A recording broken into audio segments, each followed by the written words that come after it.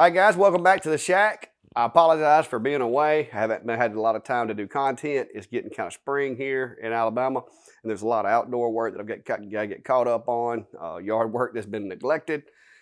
Just, trying to get everything done in the next few weeks before the weather changes and all the leaves and grass comes back. So, been really busy with doing that. Of course, had to take a little time away to get my enclosure built and get some things done. And I've had a few projects of my own that I've got to get done. And tonight is no exception. I've been working on a project for myself. Spring's right around the corner. And as you all know, I do keep honeybees and got several friends that do the same, and neighbors, fellow YouTubers in the area. And this is the time of the year where honeybees are free, because people will call you and say, hey, there's a swarm of honeybees on my bell box. There's a swarm of honeybees on my car. There's a swarm, And so when those people call, you need to be able to grab something and go pick those bees up. And, you can make those things. There's several different blueprints and ideas and ways of making them out there. You can get cardboard boxes, but I had never seen one made with a laser. So I took it upon myself to create one, and I have done so, and it is a success.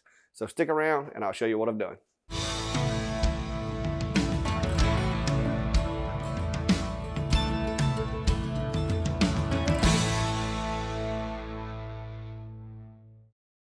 All right, guys, before we get into it, because I know a lot of you may not know anything about bees. When bees, basically in the spring, the hive explodes. The population will double, triple, whatever. As it does, a lot of times the bees will feel crowded. They'll feel the need to, empty some of the bees out of the hive. And so they do what is called swarming. And they'll basically, half the bees will take off and swarm out of the hive. But when they do that, that's when they're out in the wild looking for a home. And someone like myself will get a phone call, and basically I'll go give them a home to go get in, and then I'll bring them back to my house, relocate them into a bigger box, and now I've got another hive of bees. That's how I got my original colony of bees, was catching a swarm and bringing them home. And it's a really good technique if you don't want to spend a whole lot of money to get into bees. So part of that is being able to have those little small boxes, and they call them NUCs.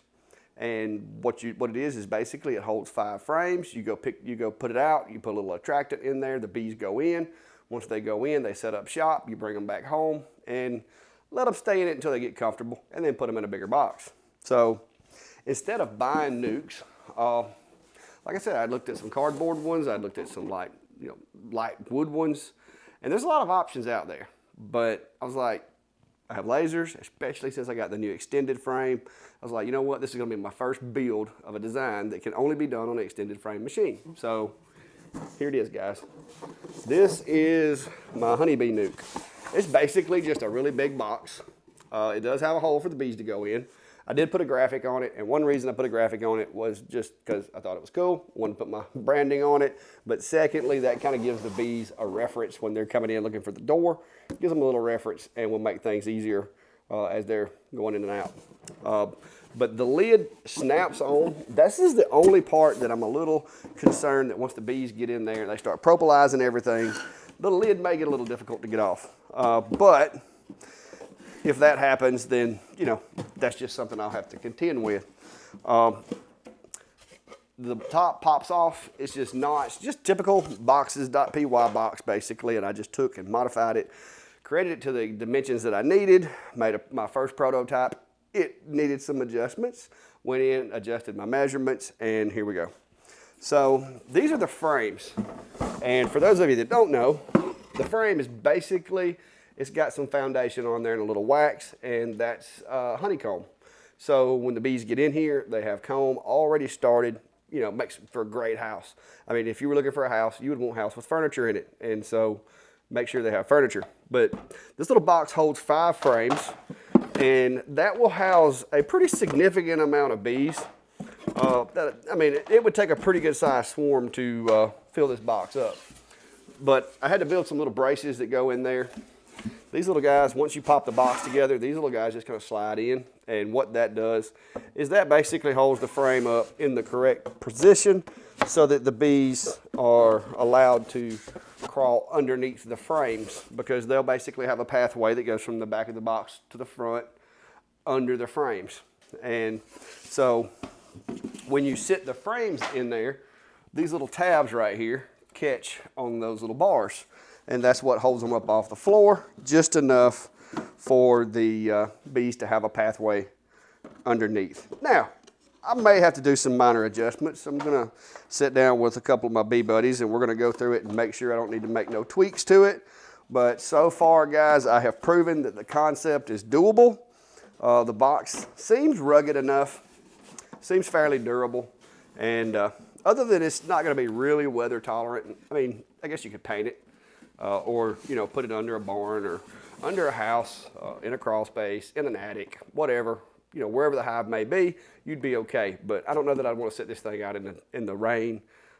It is Luan. Luan's not known for being weather resilient, but neither is cardboard. And they sell these things made out of cardboard, so there's that.